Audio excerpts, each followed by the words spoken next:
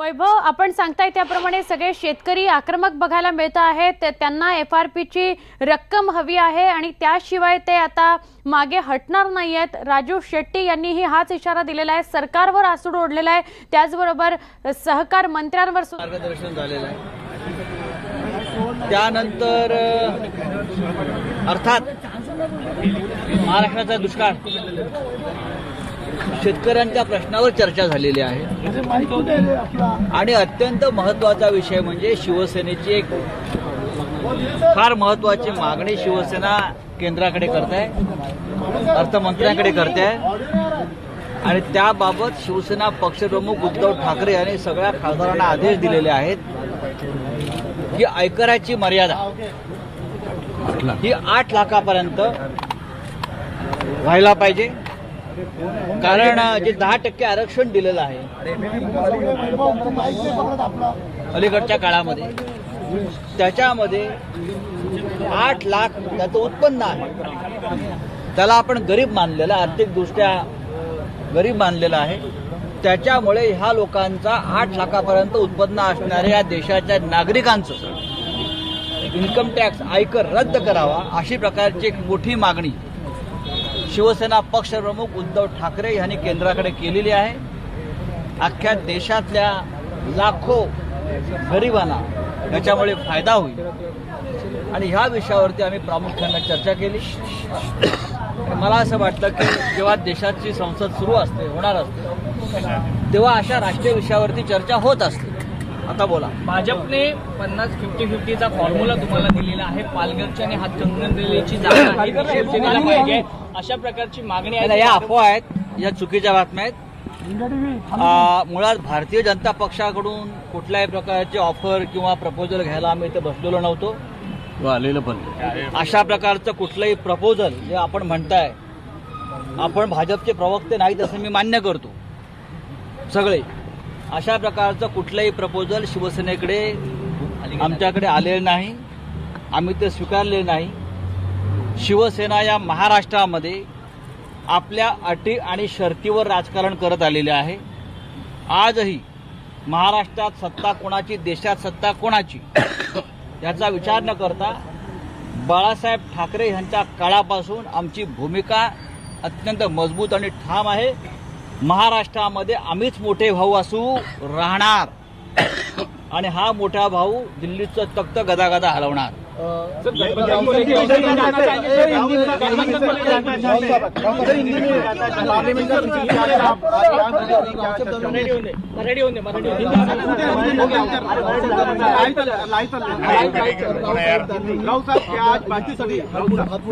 नाही, अशा प्रकारचा हात वगैरे काय पुढे आल्याचं आम्ही बघितलेलं नाहीये।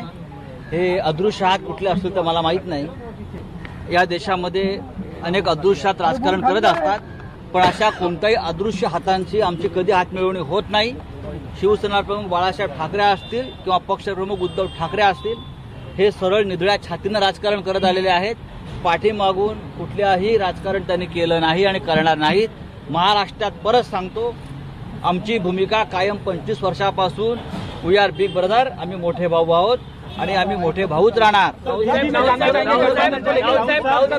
भाजपकडून वारंवार प्रस्तावाची भाषा केली जाते आहे, शिवसेना स्वबळावर आजही ठाम आहे का?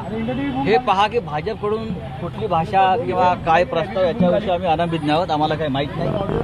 कारण अशा प्रकारचा कुठलाही कागद, कुठलाही प्रमुख नेता कुठल्याही प्रकारचा प्रपोजल घेऊन मला तरी वाटत नाही, उद्धवजीशी आपण आता या विषयावर थोडी चर्चा झाली, पण अशा प्रकारची या सगळ्या हवेतल्या गोष्टी आम्हाला त्याकडे फार लक्ष द्यायची गरज नाही। आपने राफेल पे बात की है, सूखे पे बात की है, लेकिन युति के बीच जो सूखा पड़ा हुआ है वो कब दूर होगा? नहीं, है युति का सूखा होगा। जिनको युति चाहिए वो सूखे के बारे में बात करेंगे। हमारे यहाँ जो हमारी पार्टी की बात उद्धव जी ने कही है, हम पूरी तरह से लड़ने के लिए तैयार है, हम लड़ेंगे। महाराष्ट्र में वी आर बिग ब्रदर, हम बड़े भाई हैं, हमेशा रहे हैं और उस नाते इस देश की और राज्य की हम राजनीति करेंगे। आज सभी सांसदों की बैठक बुलाई गई थी, क्या चर्चा हुई?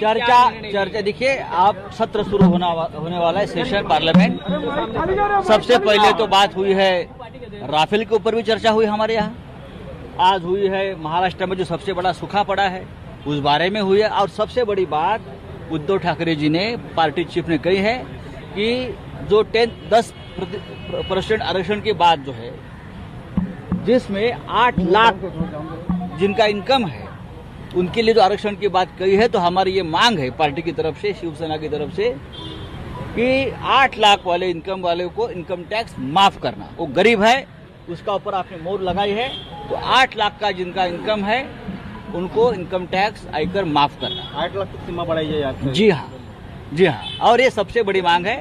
और मुझे मालूम है देश की जनता इस भूमिका से खुश होगी। सर, आपने कहा राफेल में नई जानकारी आई है। सर, आज सुप्रीम कोर्ट के जज फिर भी चले गए। नहीं, चला भी होगा। अरे छोड़ दीजिए। सर, एक हिंदी में नई जानकारी आई है आपने। सर, राम मंदिर राफेल में नई जानकारी मिली, आ जाएगी। सर, भाजपा ने आपको प्रस्ताव दिया गया है, भाजपा के कई मंत्रीगण बोल रहे हैं कि हमने शिवसेना को 50-50 का फॉर्मूला देखिए कौन उन्होंने मांगी है। नहीं, इस बारे में आपके पास ज्यादा जानकारी है।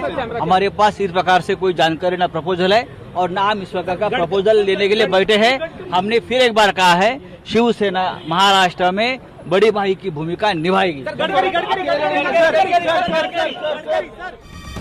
मातोश्रीवर शिवसेना पक्षप्रमुख उद्धव ठाकरेंनी खासदारांची बैठक घेतली, ती संपल्यानंतर संजय राऊतांनी ही प्रतिक्रिया दिलेली आहे।